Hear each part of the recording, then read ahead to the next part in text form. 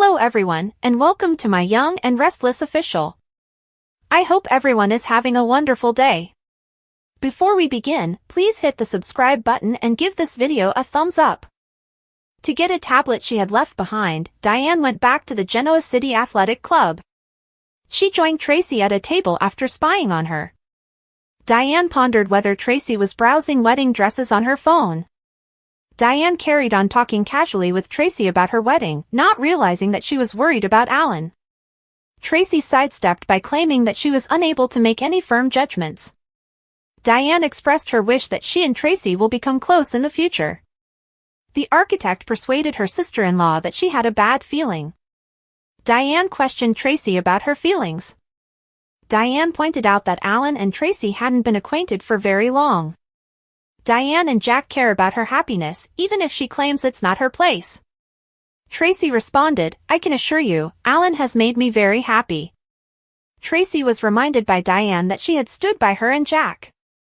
She wants to help Tracy now in exchange for the favor. Tracy's phone rang before she could tell anyone what was really happening.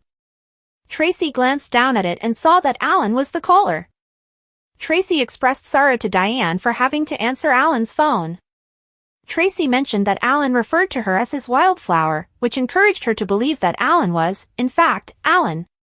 She inquired about his whereabouts and anticipated return time. "You have no idea how much I want to look into your eyes and see the man I want to marry," Alan said to Tracy. Diane and Tracy went back to their table. Diane could sense a problem.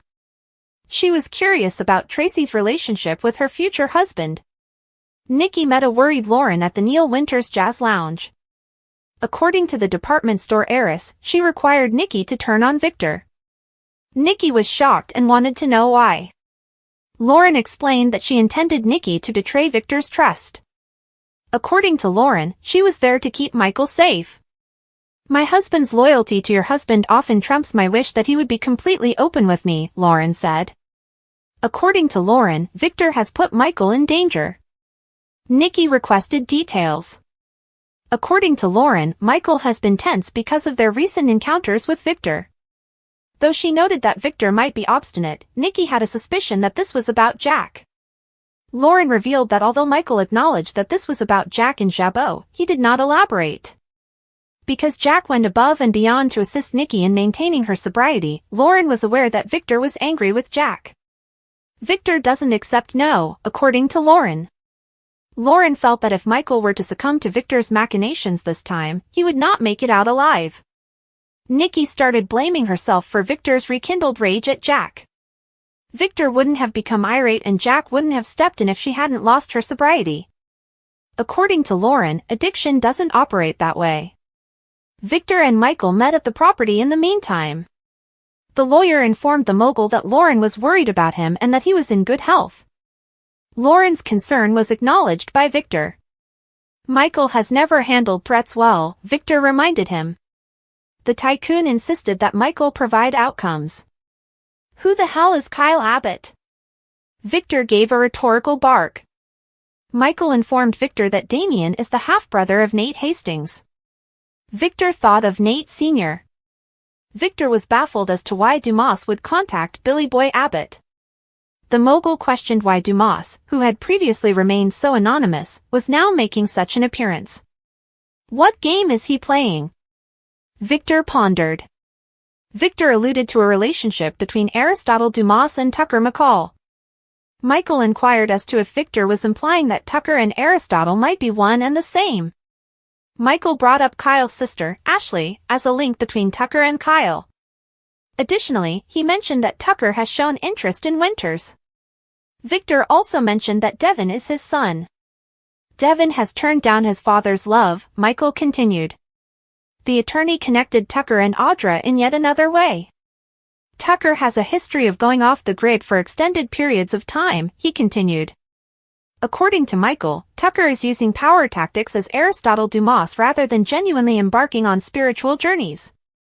What if he's come back? Regarding Tucker, Michael conjectured. Victor asked Michael whether he was comfortable with his getting further information about Aristotle, Tucker, and Glissade. Although Michael wished Victor would drop his grudge toward Jack before it destroyed them both, he still wanted to know why Victor would even ask. Victor leaned closer and stated unequivocally that he would stop at nothing to keep his family safe. "You can trust me," Michael told Victor as Nikki walked in. Victor answered a call. Nikki informed Michael that she and Lauren had just had a lengthy conversation. "My wife knows me well," Michael retorted. He said that there were other things he couldn't discuss with Nikki. Nikki was curious as to why Michael kept working with Victor. Michael asked, "If I quit, who will protect your husband?" "I see you got the bloodstains off your couch," Michael said. He stated that he intends to remain. He won't be leaving. Nikki later told Victor that Lauren was worried. Victor declared that he would never harm Michael since he saw him as family. Michael and Lauren met up again at the Neil Winters Jazz Lounge. Lauren confided in Michael that she felt a weight on his shoulders. Michael informed Lauren that Nikki had voiced Lauren's worries. "Would it help if I promised you there would be no more Peruvian prison stays in the future?" Michael told his wife a joke. Lauren claimed not to be laughing. If Victor asked too many questions, she wanted Michael to back off. Peaple, young and restless, is not doing well, and this week brought attention to the problems. It suffers from a conspicuous lack of, well, soap opera, dull conversation, and uninspired pairings. After years of the same rehashed theme, our most interesting pot stirrers are reformed, half the town strolls around analyzing each other like armchair therapists, and the majority of the plots center on threatened corporate takeovers that we could not care less about. The villain of the month is the primary source of drama, yet even those stories hardly ever have a satisfying resolution. The cast is still amazing, but the authors should examine the melodrama on Beyond the Gates and Bold and Beautiful more closely and reconsider their strategy. He's back! There must be a way for the authors to make this right for Tracy. Given that the man she has fallen deeply in love with might be the psychopath who tormented Sharon and Phyllis, how tragic was it to observe her sobbing in the middle of the GCAC dining room? Although I would really like to believe that Alan is still alive and that Martin is holding him captive somewhere, it appears that one of them passed away. As an aside, well done, Jack, for keeping his word to Tracy that this will remain private. He asks Ashley if she believes Alan to be Martin in the next week's preview. Hey! Yes, Ashley will be returning this week in addition to Alan/Martin. Tracy won't be able to pretend with this guy for very long, thus the setting is set up to get really nasty very quickly. I'm hoping that many questions will be addressed and that Sharon and Phyllis will feel somewhat satisfied as it blows wide open. This, in my opinion, is the only plot point that has any suspense at the moment. The sneak peek of Alan entering the room and surprising Tracy in their suite was very terrifying. Done, done, done. The vendettas of Victor. When Victor contacted her in Crimson Lights to talk, Audra didn't exactly flee after a lengthy discussion with Nate about how little they trust him. He has a plan to use her to reach Kyle and the Abbotts, as the preview makes clear. I only wish that all of this didn't have such a tenuous justification. It's insane to be angry because Jack saved Nikki's life. In any case, I'm disappointed because I want Audra to be more intelligent, but she will surely become entangled in this revenge scheme. Hey, she doesn't have a job, and everyone on this show has a musical job. Given that he believes Tucker McCall is behind the Aristotle Dumas pseudonym, Victor is definitely considering asking Audra about him as well. It's just not acceptable, therefore I'd be amazed if Victor was mistaken. Dumas is most likely Tucker. My excitement for the narrative went into the cellar the instant Victor told Michael as much. We watched for more than a year while McCall fumbled with different Genoa city figures, posing about this and that, but never really causing any significant commotion. We want more of this, but why? The writing has once again deteriorated into a jumble of ambiguous corporate threats, which is terrible enough, but now it seems as though the possibility that Dumas will be someone fresh and interesting has also vanished. More, the return of Miss Hale Morgan. Dumas obtains what he desires. I don't see why he would want to target Winters Incorporated, but if Dumas is Tucker, I can see why he would want to reclaim Chancellor from the Newmans. I don't understand Devon's father attempting to get involved because he is quite content with the way things turned out. It seems sense that Dumas would use Victor to spread untrue information about Damien to Lily in order to sour relations between her and Nate if he is not Tucker and does desire Winters.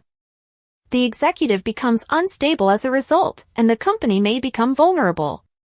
Oh, how I wish I cared. From the beginning, this plot has been too complicated, and it just gets worse.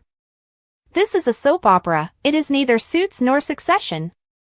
It's heartbreaking to see the same old things with Billy, Adam, Chelsea, and Sally. They might be reading from scripts that have already been utilized. Diane freaking Jenkins is decorating a house for these authors. To put it simply, Michael's abrupt decision that he can no longer challenge Victor is awful. Cole, where are you? Is he in Siberia working for Newman? In this Romeo and Juliet plot, Victor is playing Claire's father, and Nikki is her mentor rather than Victoria, who is, incidentally, standing by and doing nothing as her father preys on her daughter's happiness. Unbelievable.